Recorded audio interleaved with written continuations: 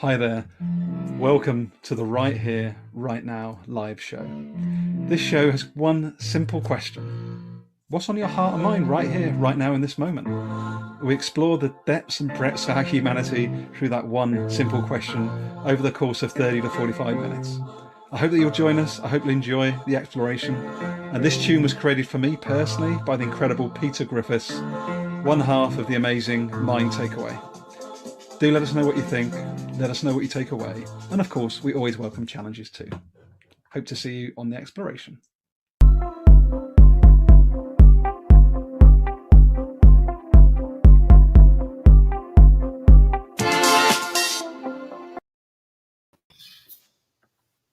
Ruff, ruff, ruff, ruff, ruff, ruff. Hey guys, it's been great. Hey, where's Gary and Cornell? Hey, hey. Oh dear. Wherever, if anybody's joining us live, hello. If you're not joining us live and watching this back, hello. Cornell Thomas, my brother from another mother. How are you? How you doing, my friend? Good to see you, brother. Good to start off the show on a very serious note. As always. You gotta be serious these days. You can't smile. Correct. Yeah. How was family, mate? How was Christmas? How was the break? Good. We, kept it. We keep it real basic here at the Thomas household. So, me and my wife and kids, we just kind of hung out and celebrated. I decided to get sick Christmas morning, which was cool. Like it was fun. Like because it was like a new game.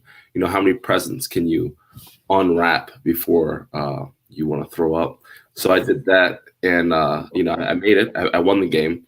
So this past weekend I was a little under the weather, and then because I'm not of this earth, my immune system kicked in. It was crazy, and I just started getting better. And I was like, "What?" And then we were fine. Then we were fine, and they were all good. So it's good. I mean, we just hang out. We don't do too much. We don't. For me, the holidays are more of just not having anything else to do. And being with my family and just hanging out and just watching them and just trying to, like me and Melissa, we try our best to let our kids understand that we don't want you to be caught up in the idea of just presents, right? Like it's not presents, it's presence, right? It's not like what you get, it's like who you're in front of and like, can we be in this moment together, right? So that's what we try to, every holiday, it's like, it's not presents, man. It's presents. Like we're here together, all four of us together right here, right? It's cool. You got like a little puppy or you got whatever it is you got, but like those are things. They'll be gone soon. So that's always our focus on holiday. I just love how you've got like a half ill Cornell Thomas and he's still got, you don't forget what matters, right? Even when you're ill. No. How about you, brother? How was the Christopher? Your kids are, your family. Older. Yeah. So what is that like? You guys coming together? Yeah, no. To be honest, it's fun. It's lively. It's funny. Playing like Cards Against Humanity, completely inappropriate. It's this sort of thing. Like you've got another 10 years to wait till you can do all of that. But yeah, that was pretty horrendous, but funny in many ways. But I tell you what's interesting though is that. Yeah, it's a little bit what we're going to talk about today, right? About unplugging from the Matrix. Cornell, Neo, Thomas. We'll come back to that one. Yeah. But it's really funny, right? When you start to tune into the battering of marketing and you'll be okay when you've got, or and how that impacts like the little ones. I just think it's amazing how you're so intentional, right? About presents being together being more important than the gift of a present. Yeah. Because I think when I look at my family and I look at my network, like I think that's been lost. Like it's like you were really trying to retrofit right now that message. Yeah. Which ain't easy once you're in the Matrix, right? Well, that's the thing. It's like I think the biggest part of understanding the Matrix is realizing that there's an agenda involved when it comes to the Matrix, right? And so if I was in charge of if I was the architect of the Matrix and I had an agenda, that means that I'm going to push a certain thing for the people inside of this Matrix to see, right? So for my agenda to come to fruition, right? For my agenda to work, I've got to push it, right? I have to push it often. And so that's what I think people need to realize. Like, while we're in this, what are the main themes that you're seeing being pushed on a daily basis, 24/7 in your news cycle and social media? And those themes are themes like, fear and division and hatred and ignorance and all these other things, right? Like, that are just separating, like highlighting things like, well, let's highlight skin tone today. Okay, well, that's over for right now. Let's go highlight, fear. Okay, well, that's over for right now. Well, let's go highlight this, right? Like, how do we make people afraid, and we take the connection away from human beings, right? So instead of disconnecting from the matrix, we're disconnecting from each other. And that's what the matrix loves. So I always say, a good friend of mine, his name's Gene Dunn, you would love him. He had a podcast called the Gentle Art. And we did a 2-hour and I think 50-minute interview. He interviewed me for 2 hours and 50 minutes. He's a martial artist. Like, I've known him for a very long time. And we talked about the Matrix for 2 hours and 50 minutes. And we would have went for 12 hours if it wasn't the fact that someone was coming in for the studio. And the amazing thing that we were, chatting about is, you would think that there aren't a lot of people having these conversations, but there are. And that's another trick in the Matrix, right? Because they control the program, and they control what you see. So you don't see these conversations like me and Gary Turner have, off screen. Like, we talk about this all, whenever we talk, this comes up at some point, right? In some form. You probably talk to friends like, maybe you'll share the encounter that you had with the man, a couple of weeks ago. It's like, I have these encounters all the time. You have these encounters all the time. We're not the only ones. It's just what's being pushed, right? Like, these conversations are against the agenda.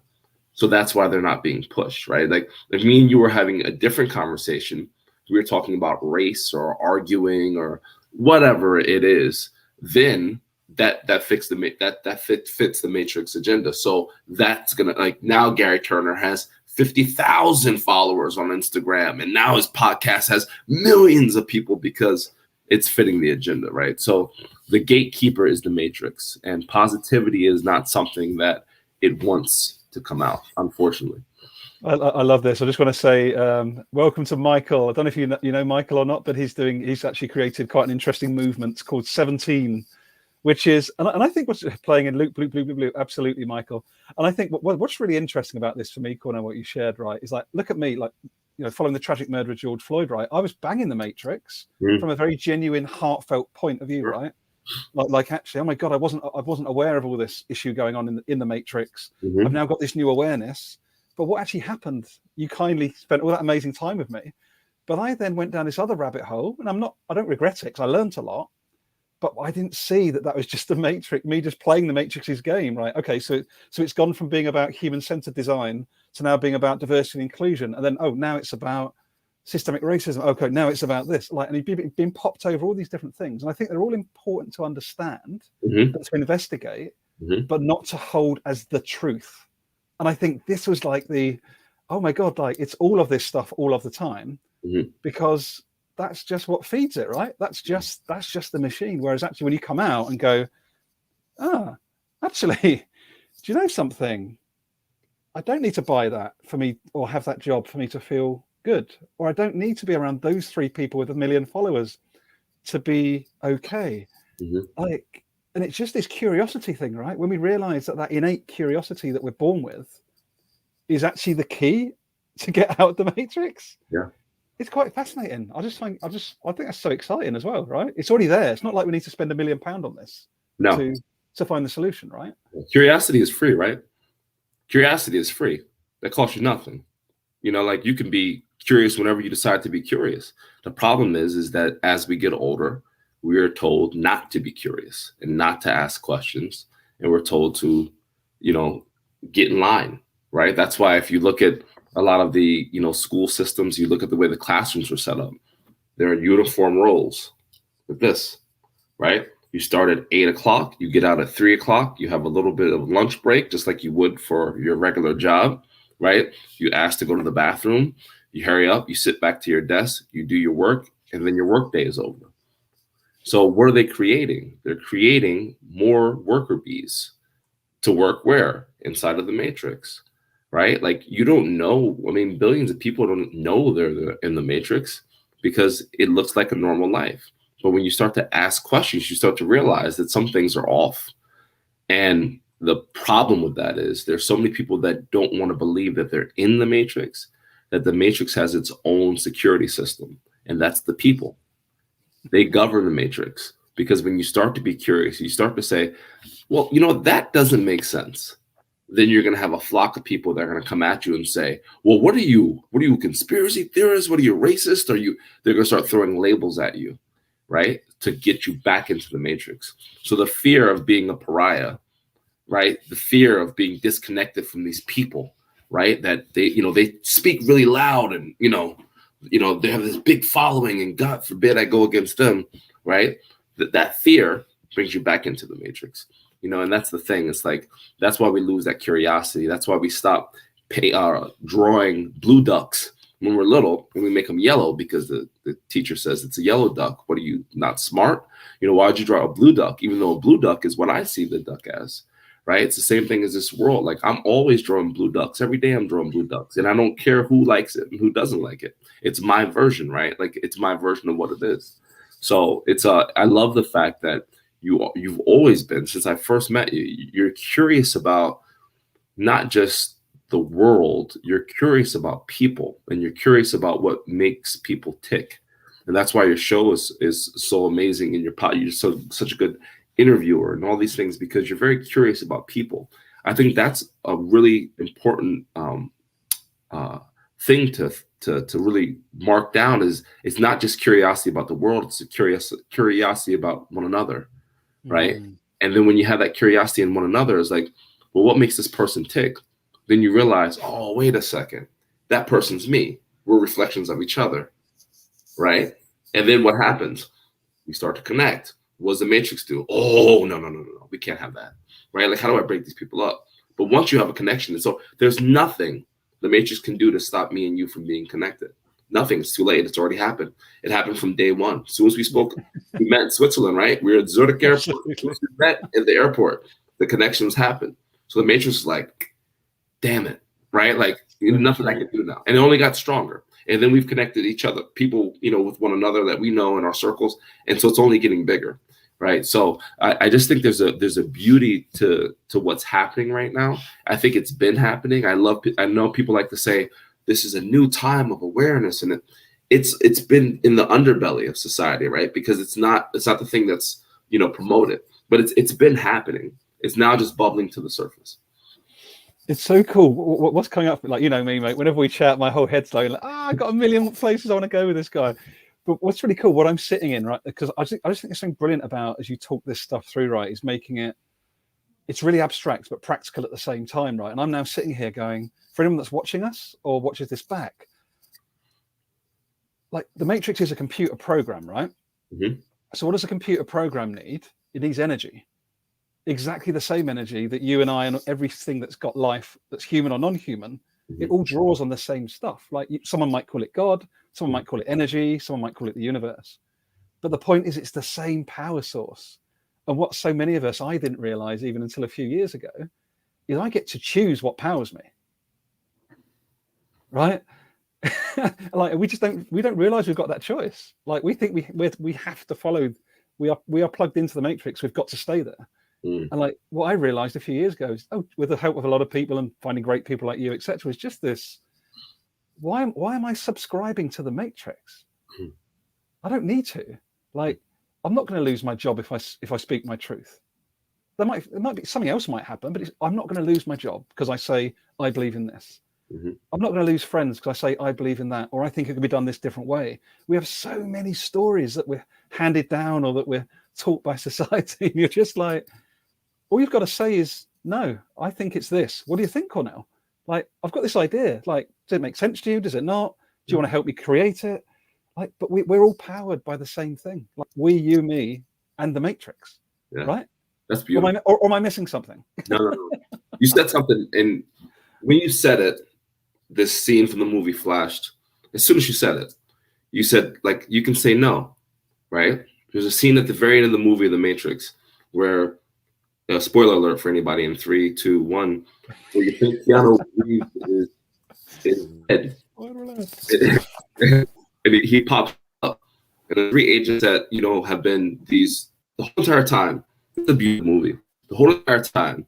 And Morpheus, you know, his mentor tells him in the beginning, no one has fought against the agent. Everybody that's fought against the agent has died, right? These agents are constructed by the Matrix and they're all powerful. You never go against an agent. So when Keanu Reeves fought for the first time and he didn't die, he realized like, oh, wait a second, like, okay, I can fight this guy. He's still powerful, but I can fight him.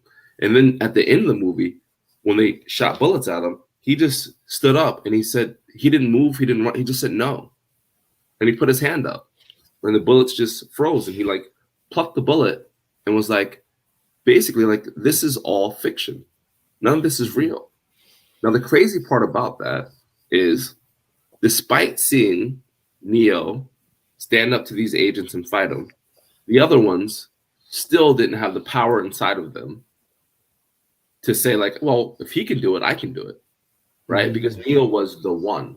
But what if every single one of us are the one? What if we're all Neos, right? So like, why did they say it's just one person to save it? Well, it has the same limitations as you do. And in the Matrix, there are no limitations.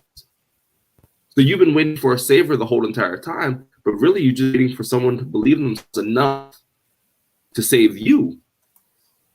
But you could have done this saving a long time ago, right? So if enough people believe in themselves, like if enough people believe in the system, we need to crash it, right? The system here, we need to crash it and rewire it. Then we're looking for saviors from our government, or saviors from celebrities, or saviors from influencers. We're going to realize that we're the saviors, right? We're all Neo, right? And so I think it just comes down to just saying, like you said, saying no, like saying, nah, dude, nah, nice try. Like I see stuff that's advertised, Gary. I hear commercials. I laugh and just turn them off. Because I'm like, nah, man, like I was in Dr. Schultz this weekend and it was just 24/7 loop of COVID, this, shot, this, blah, blah, blah. And I'm just like, people watch news all day long. I don't blame them for being petrified. I mean, you turn on the news, good Lord. You would think it's like Orson Welles' World. You would think that like a meteor is coming to the planet right now.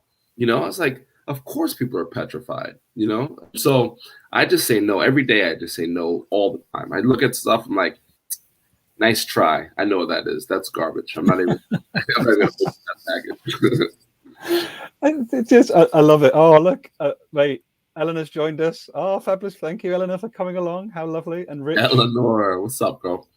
And Rich joined us as well. Beautiful analogy, Cornell. We all have the superpowers within us, but commonly don't feel we do. And isn't that the Matrix doing its job perfectly? Yes. Even when you're showing up fully, we are so educated to play small. We are so like even to that job spec. So I again make it super practical. It's like, why do I speak so vociferously, so passionately, so openly about this stuff now? Because 3 years ago, Cornell, I didn't. Why? People, including in my own work organization, they internally, because they're subscribed to the Matrix, were like, hey, Gary, can you just post on LinkedIn outside of work hours because someone up there has said they're spotting that you're on LinkedIn.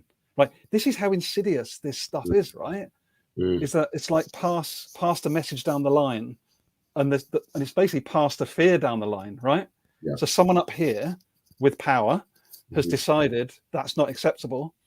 So it starts as one comment at the top, and then as it gets filtered down the pipe, before you know it, like the world's going to end if you put something on LinkedIn between work hours, right? God forbid. But that's one really silly example. And just think about how much voice and energy and potentiality is lost because someone believes at every step of that chain that something really is at risk.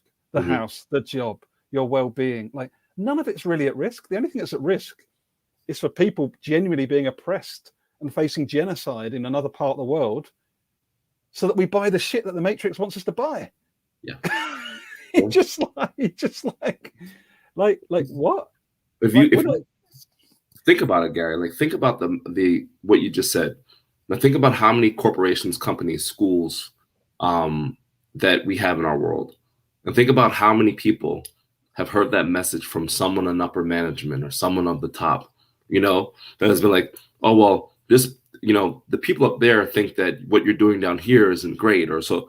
And then what do? We play small, right? Because that's what the Matrix wants. They want a bunch of small players. They don't want anybody thinking big. And when you think big, people call you crazy. But the catch-22 to that is anything that has ever been invented on this planet, anything worthwhile, the people that invented it or created it have always been called crazy first. Always, right? You're always called crazy first before it's normalized, right? Like they're always going to say, oh my gosh, Gary turned blood. And are you kidding me? He's trying to make something that's going to illuminate light. That's crazy. And then it happens, right? They used to call cars the devil's horse. Cars were first created because they thought it was something the devil created, right? Like, why are we going to go from horse to cars, right? So it's like when I say that, I just think of those examples. And I always say to myself, you weren't created to play small. You weren't created to play small. It doesn't mean that everybody's going to save the world, but it does mean we're all important cogs in the wheel. Every single one of us. Every single one of us is a ripple. Every single one of us. And the saddest part of me is it makes people think that they're not. And there's people that take themselves off this planet because they don't realize how important they are in terms of being a cog in the wheel. You don't have to be the wheel, right? But you're a cog in it. So I look at these things and, some of the people that I meet, like, I'm always just like, if you understood how dope you were, like, you just don't know how dope you're. Like, you've been fooled into thinking that you're just like some normal average person. Like, you are on a floating rock in space, Jack. Like, literally in space. You're floating in space right now on a freaking rock, and you don't think there's anything special about your existence. Like, you were created to do this at this time. There's been trillions and trillions of people on this planet. You were one of them, right? And the crazy thing is, you're never coming back around in this form again. So how does that not make you at some point think, like, okay, there's something special about me? If I have one Monet or one Picasso or one of anything, that means it's priceless. That my next 95 million generations of my bloodline are going to be okay, right? There's one Gary Turner, there's one Cornell Thomas, there's one Eleanor, there's one of us. How do we depreciate our value by not realizing that? Like, by coming on this earth and showing up every day like, oh, I'm just Gary Turner. Do you know another Gary Turner? No. Will there ever be another Gary Turner? No. You don't think that's rare? It's just funny. There is another Gary Turner, and he's got the world's stretchiest skin. That's a whole different story. That sounds weird. And I'm not even going to jump into that on this video. But that sounds.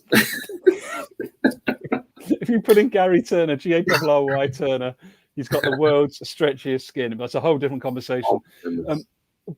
But I just find this so empowering and so exciting, right? And I just hope that anybody that's watching or watch this back just takes one little bit of this. We're not here trying to go blow shit up. We're just saying, be you. Like, just have some confidence. Just believe you are worth it. Like, stay curious. Ask the question that nobody else is asking. It's just that. Like, yeah. Oh, I love that. Yeah, blow this up. Don't blow up things physically, but blow this up. Because this shit needs to be blown up. I don't know if you can curse, but it needs to be blown up. Because think about it. If you're 40-something years old, 30-something years old, whatever it is, that 40 years, 50 years, 60 years, whatever in the system, you got to blow it up. Don't think this way. If you don't think there's something special about you, you better blow this up. Because every day you're in the system is another day added on into what has already been put there in your brain. It's already been implanted in your brain about you. It's nonsense. It's garbage. Blow that up all day long. Everything else, don't. Clout, right? Calm down. But this, you got to blow up. Sorry, mate. That's a really great. I love that. I've got to share. Eleanor, loving this chat. Yeah. Well, Cornell, come on, Eleanor. Of course, it's going to be a great chat. I know who this is because I've just checked. I think Felicia's with us. Thank you, Fee. Good to see you. And Rich, absolutely, mate. Stay curious. Like, Curious. Oh, beautiful. It's just like why you and I wanted to do this, right? Because we're not superstitious people. Like, next year is just going to be another year. But I do think energetically, Cornell, and I'd love to get your thoughts on this. There feels to be an energy. There is something going on that is different, right? And it's not just because of A or B event. There is something collective going on where I think people are just like, hang on, this matrix thing really doesn't work for everyone, does it? Like, and I think more and more people are realizing that. They're finding their way how to unplug, but there's something going on, isn't there? I feel like there's something energetically. There feels like there's something going on. 100%. They're fed up. People are fed up. People are fed up. They're fed up with it. That's what it is. If you can push someone only so far, right? If they have an ounce of fight in them, a little droplet of fight in them, you can only push them so far. And at some point in time, they're going to say, either I'm going to start pushing back, or I'm going to let you push me off this cliff. Now, as you start getting into the third quarter and fourth quarter of your life, right? And you've been pushed this whole entire time, and you've been a good soldier, and you've done everything that the Matrix has told you to do, and you lived your life, and you had your 2.5 kids and your white picket fence, you haven't questioned a damn thing, and then things start to happen, and you're like, wait a second, this is affecting my family. This is affecting my friends. I have questions. Are you going to go your whole life and never freaking question? Are you going to go your whole entire life and never be curious? And then the travesty is you're going to pass that to your kids, and they're going to pass that to their kids. And you're going to have a whole generation, multiple generations of people that don't question. My kids are 8 and 6. They question all the time, because we have these conversations at 8 and 6. Amazing. You have to. It's imperative. You want the world to get better? Start having real conversations with your little ones. Real conversations about things like this.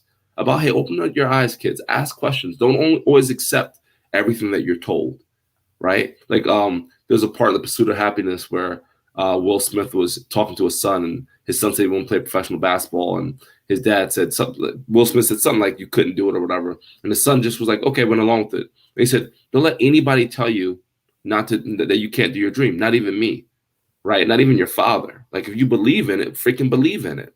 And like, for me, it's like, I'll die for my purpose. Like, I'll die for what I was created on this earth to do, right? Like, that's not an extreme thing. I'm being 100% real with you. Like, if I go down swinging, I'll go down swinging. And that's what my kids are going to see. My kids are going to see me go down in the fetal position ever. I'm fighting for them, fighting for the people that I love, I'm fighting for my purpose. And I'm doing that every single day.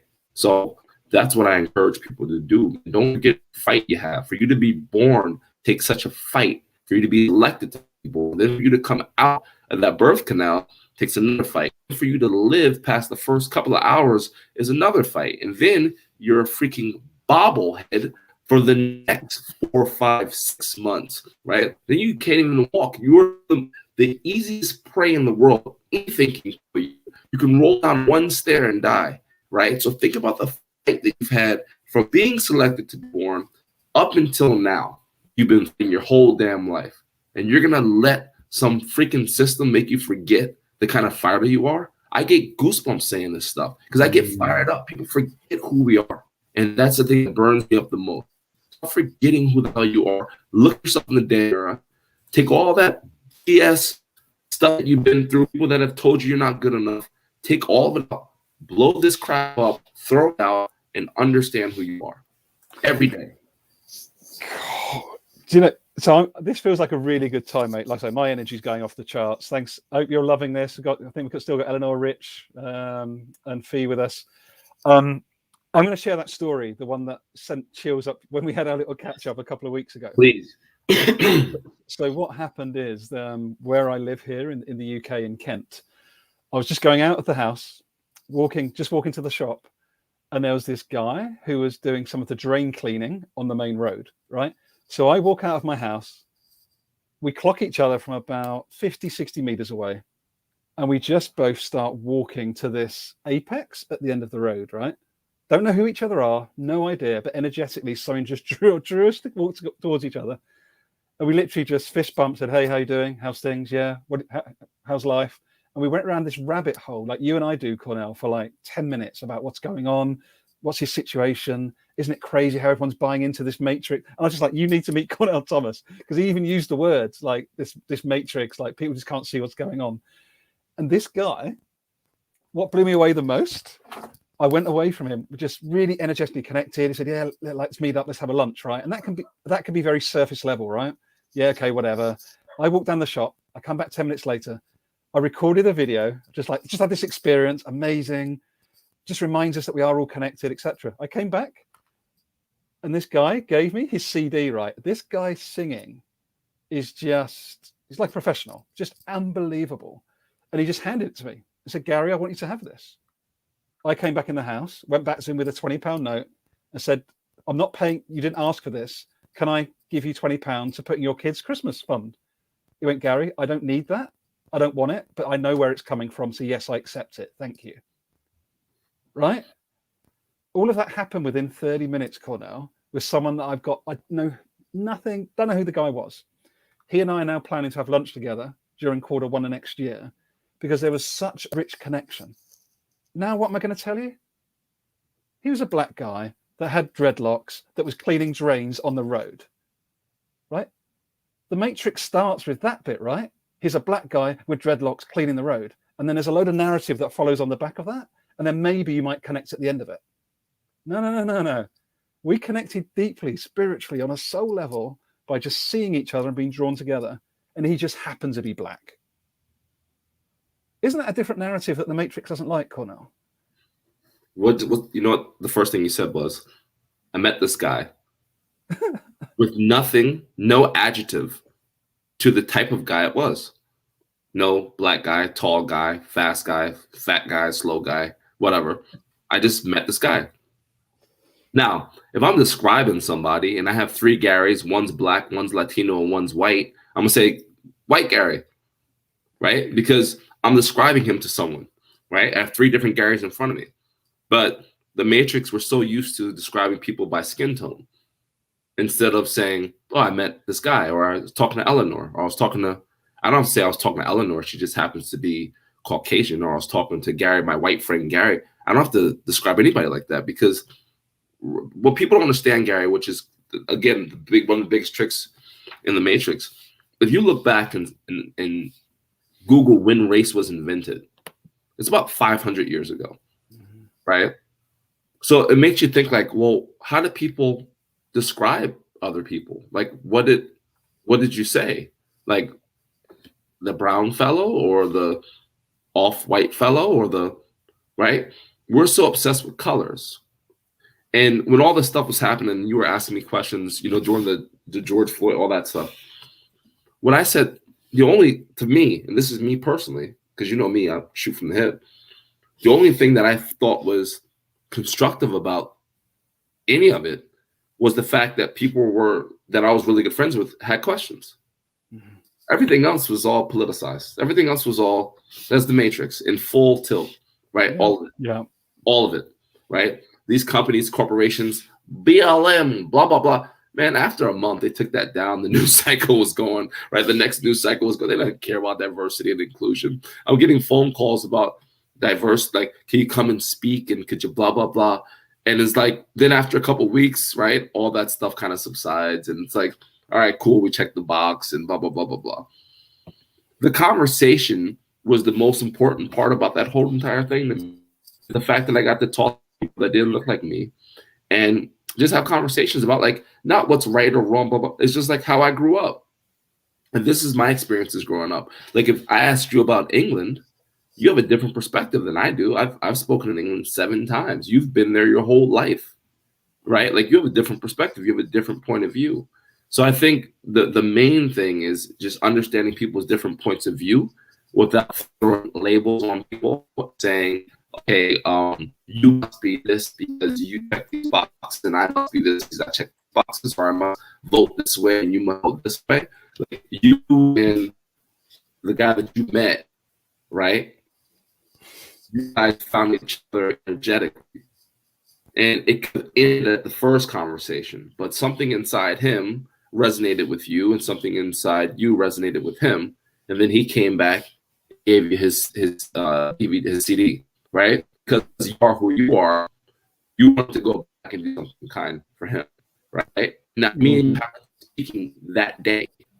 And think about all this stuff. Like you, him, and then me and you were speaking later on that day. And you tell me the story, and I'm like blown away by the story. I'm like, all this is your day. So like, think about your day. What an amazing day. What an amazing, and what did you do all day? You connected with people. That was it. What was your day? Did you make $1 million off a sale? Did you? No. All I did all day was I connected with people. That's it. And I found commonalities within people that are just like I am, right? Maybe not physically, our physical appearance, but intrinsically, like we're the same. That's why people ask me, like, Cornell, are you ever in a bad mood? I'm like, I have bad moments because I'm a human, right? I'm gonna have bad moments. I don't have bad days. Even when I was super sick, I'm not like, oh, life sucks. I'm like, no, man, I got a roof over my head. Like, my kids are here. My wife is right. Like, be fine. I just don't feel good, right? So it's like I get to connect every single day. Like today, I woke up, went to the gym, I come here, and I'm with you. How is this like? That's not gonna be bad. Like that's a great freaking day, right? That's an amazing day. And I think if more people had that in their life, and again, like you can't if you're working your 9 to 8 or your 8 to 8, right? And it's a very kind of toxic environment. And then by the time you leave, all you want to do is go home, eat, and go to sleep, right? And then go right back to it. So you don't have time to connect, right? I think that's another part with people is like such toxic energy that time they get home, they don't feel like they have the energy for the type of connection. So they just go home, sleep, and do the same thing, which is unfortunate because that's the cycle. Then you wake up and you're 80, you're like, oh damn, that sucks. Like what? I now need a diaper. This is horrible. Do you know something, mate? Like I can afford to laugh because, as you know, 6 years ago I was in that rat race, down that matrix hole, so bad, mate, so bad. Like it was just crazy. Like, and I've actually done I'm going to do this live. I'm going to do a live basically on the 18th of March, 2022. And it's basically the day before my 2-year anniversary of having testicular cancer. Because what I want to do is just like a bit of a mark. Because what I want to do is actually share a bit, what are we talking about, right? Because people could be listening to us going, great, yeah, I get it. But I'm really wrapped up. Like I am worried about my job. I'm worried about my family. I'm dealing with, being oppressed at home or, there's real life shit going on for everyone all of the time, right? But what we're saying is like universal, right? This is beyond that. This is behind the stuff that just happens day to day, right? We're talking about love. We're talking about connection. You used the word soul, Cornell, when we last spoke. Like, and I just think, what's your invitation to people, mate, today that may have joined us or watched this back around that? How do people trust their soul? How do they feel into their soul? How do they come from that space more often, regardless of what's going on in their world? Yeah. Well, you have to first know it's there, right? you have to first know that it's there. Like because we use energy, right? We say energy connection, right? That soul connection that's deeper than anything, right? That's what me and you talked about when we were, that day when we had our conversation. Is like that connection of souls, when our souls connect. That's the deepest connection that you can have because our bodies expire, right? Physically, our souls don't. If that's what you believe in. Now, if you don't believe in that, if you believe that you have no soul, then it's going to be very tough to understand that. You're going to have days where they're going to just really be horrible. You're going to see no way out because your energy is going to be low. Your soul doesn't get low, right? Your soul doesn't get like, oh, I'm so tired, right? It's not. It's infinite, right? Like it goes. It just continues to go with or without your physical body. Right? It's going to continue to go. When we're on the ground and our physical bodies expire, our soul's still going to go. So I think it's just a mindset. And if people realize that everything comes from your mind, right? Like your soul doesn't, but your belief in your soul does, right? Love doesn't, but your belief in love does, right? All that stuff comes from your mind. Whatever you convince yourself is true, right? I always use this quote by Kurt Vonnegut. It says, "We are whatever we pretend to be," and it's true. Whatever you want to make pretend up here is 150% true. If you think you're not good enough, you think there's no way out of your situation, if you think that life, is always kicking you down because life hates you and, God doesn't exist and all this other stuff, whatever you want to believe is true. You're 100% right. But in an instant, you can change everything around with the same weapon that you're using to destroy yourself, right? It can be your biggest asset or your greatest enemy, like whatever you want, but it's all mine. That's the beautiful thing about our brain that was created, is like it can be whatever we want it to be. And every single second of someone using this to succeed or someone using this to implode. It's your choice. Man, this is why I needed us to come on to wrap up this end of this year, mate, because we've not managed to see each other this year, unfortunately, in person as much as we tried. Yeah. But I think that'll be on the cards next year. And it's not, and this is beyond hope for me, right? This is a really actionable, like, verb, like this world that you're speaking to. Mm-hmm. Like, because again, back to the Matrix theme, the fuel, right? What fuels the Matrix is the same stuff that fuels us. It isn't superior. It doesn't have one up on us. It's back to your point about belief, right? Do we choose to believe that we are only worth that amount of money, or we're only allowed to have that amount of friends, or we're only allowed to be around people that look like X? Or do we just embrace the whole expansive 100 billion% of ourselves, like every single moment of every single day? Yeah. Like, because no one else gets to choose that, mate, do they? No one else gets to choose for us. Yeah. And I think this is the bit that I think just that simple flick between the Matrix and our soul energy, I believe is just that, right? Do we allow ourselves to flick the switch or not? Don't give the power of choice to someone else for yourself, right? You can't give someone else the power of choice for you. That's what we do. We group think, and we let the group make the decision, instead of saying, you know what, let me be the outcast to make my own freaking decisions. Man, I love you. I love you, Cornell. I've got to say thanks to Gab for joining us. He's saying having a good lounge has so much growth. Absolutely, my friend. Eleanor's popping off. Thanks for joining us, Eleanor. Great for being with us. Rich, you're the change we've been waiting for. Permission granted to act. Absolutely, and we don't need to wait for it. Like, if I can leave one thing, and it's one of my biggest growth edges as we go off into the end of this year and into 2022.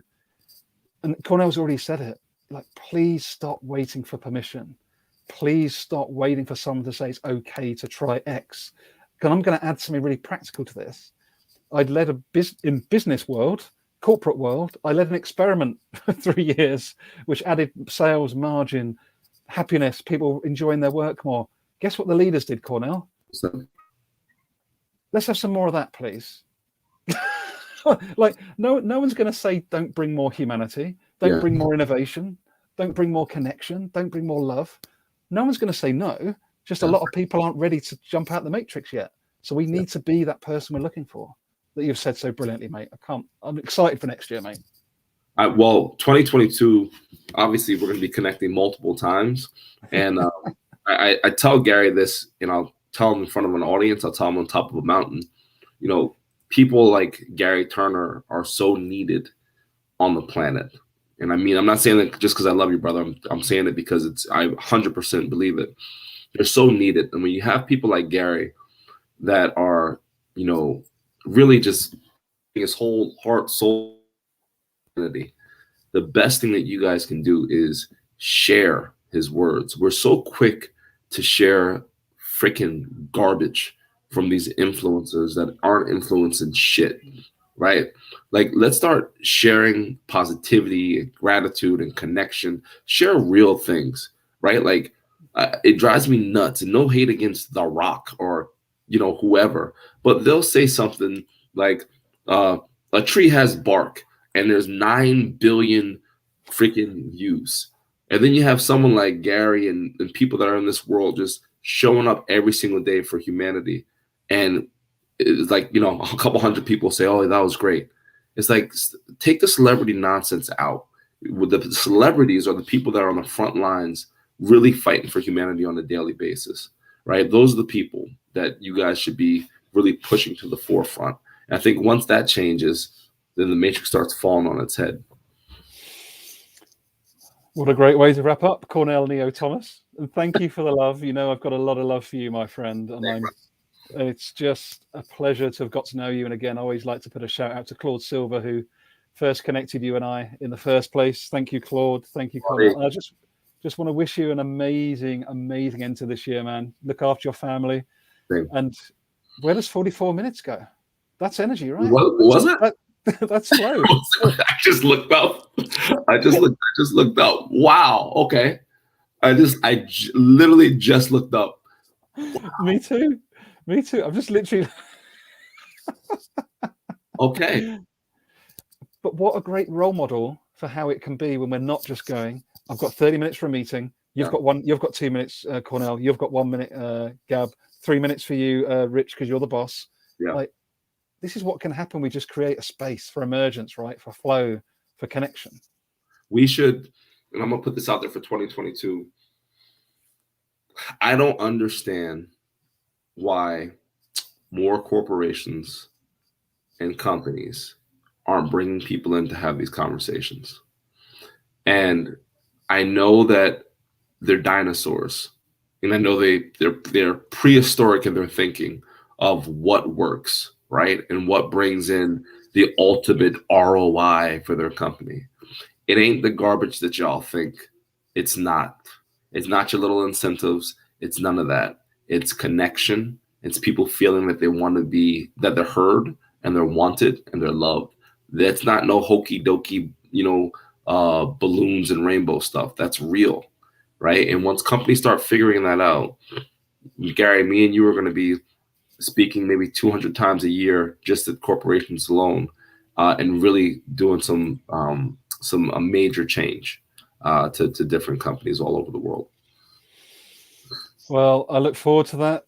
The world needs it. It needs all of us. Thanks everyone for joining us. Cornell, love you, brother. Thanks for your time, as always. And happy, however you celebrate the next 2 days. You may not, you might do.